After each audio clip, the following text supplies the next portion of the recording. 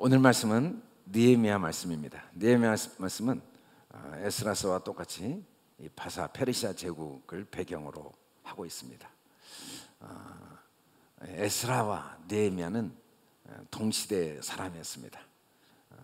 이 에스라와 느헤미야가 동시대 같은 기간에 사역을 했습니다. 다만 에스라는 학자였고 느헤미야는 페르시아의 왕의 관원이었습니다. 이들은 각자 신분과 역할은 달랐지만 하나님께서 이들을 통하여 하나님의 그 도우심과 그 하나님의 은혜가 얼마나 신실한가를 소개하는 하나님의 말씀의 도구로 사용하신 거죠.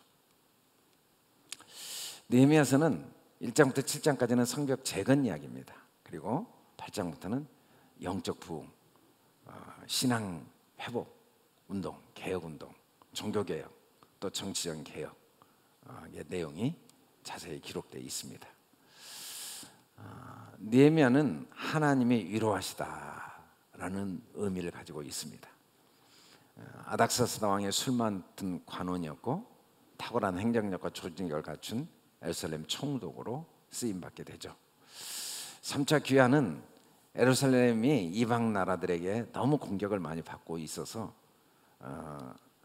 안타까운 소식을 듣고 다시 그곳의 성벽을 재건해서 이방 나라의 공격으로부터 예루살렘을 보호하고, 그리고 그들이 그렇게 아직도 이방 나라의 공격을 받는 이유가 하나님 앞에 신앙적인 문제임을 깨닫게 하고 회개, 개혁, 신앙 개혁을 일으킨 내용이죠.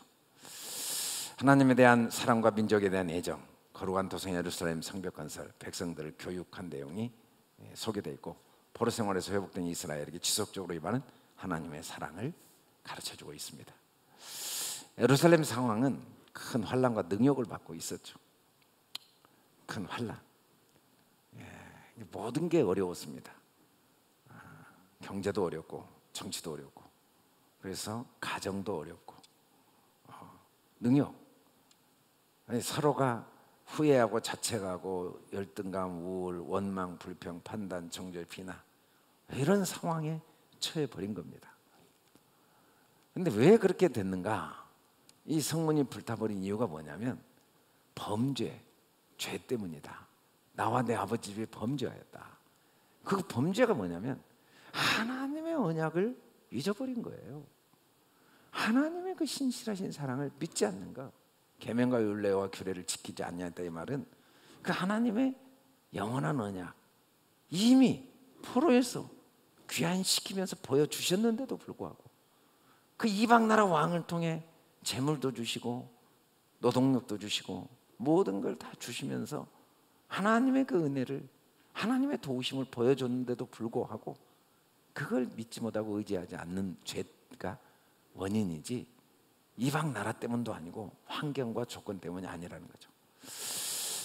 그래서 결국은 다시 하나님을 의지함으로 불가능하다고 모두가 했던 성벽을 52일 만에 완성합니다. 그러면서 뭐라고 이야기하냐면 우리의 모든 대적과 주위에 있는 이방 족속들이 이를 듣고 다 두려워하여 크게 낙담하였으니 그들이 우리 하나님께서 이 역사를 이루신 걸 알미라. 역사는 하나님이 이루시죠. 역사는 성벽이 건축되어 문짝을 달고 영문 관원이 하나님과 함께 예루살렘을 다스리게 하였다. 하나님이 친히 다 하십니다. 언제? 우리가 그 하나님을 신뢰하고 의지하고 믿음에 굳게 서면 일을 행하시는 여호와, 그 일을 성취하시는 하나님이 역사를 이루십니다. 역사를 이루시죠. 그래서 자세하게 성벽 재건 과정이 자세하게 소개됩니다.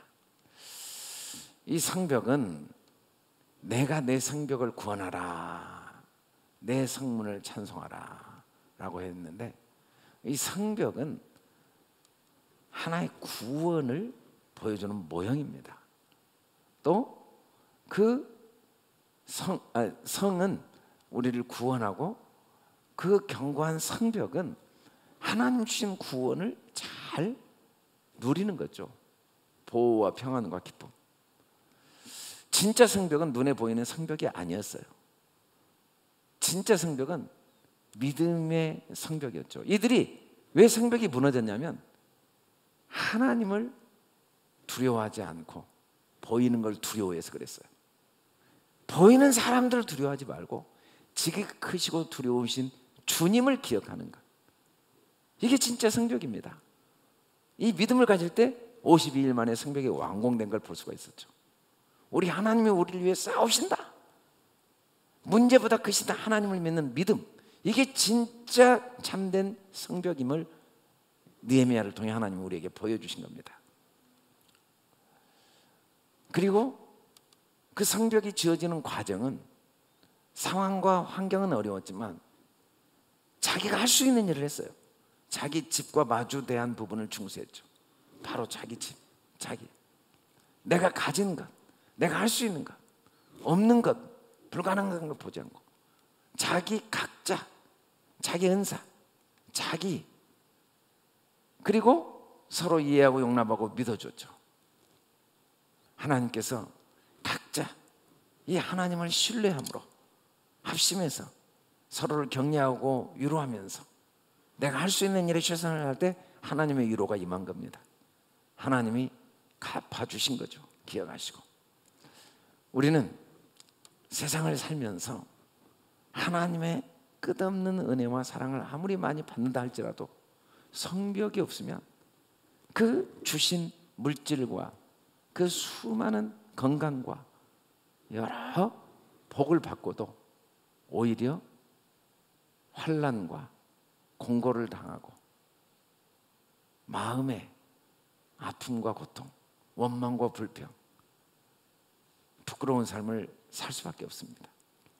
그러나 하나님은 이를 통하여, 그 고난과 아픔을 통해 진짜 성벽, 믿음의 성벽을 쌓도록 도우셔서 서로 합심하고 크고 두려우신 하나님을 기억함으로써, 그 우리를 위로하시고 우리를 도우시는 하나님을 기억함으로써 믿음의 성벽이 견고해져 하나님의 은혜가 헛되지 않고 그 은혜를 누리고 그 은혜를 나누는 복된 삶을 살도록 도우시는 하나님이심을 보여주고 있습니다.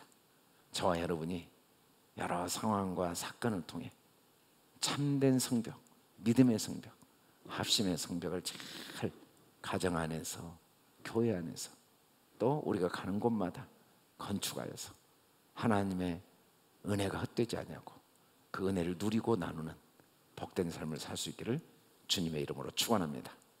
거룩하시고 은혜로우신 아버지 하나님, 감사합니다. 하나님의 은혜가 헛되지 아니하도록 우리 안에 믿음의 성벽이 견고해지도록, 때로는 고난과 아픔을 주셔서라도 우리의 참된 성벽을 건축하도록, 그래서 하나님의 은혜를 누리고 나누도록 도우시는 그 하나님의 손길을 찬양합니다. 오늘도 이 새벽에 우리 안에 믿음의 성벽이 견고하고 우리를 도우시는 하나님, 크신 하나님, 두려우신 하나님, 문제보다 크시고 그 문제를 통해 반드시 가장 좋은 걸 주시고 모든 걸 예비하신 하나님을 마음에 깊이 간직하여 오늘도 견고한 성벽이 세워지는 복된 하루, 하나님의 은혜를 누리고 나누는 복된 하루가 되게 축복하여 주시옵소서. 감사하며 예수님 이름으로 기도드립니다.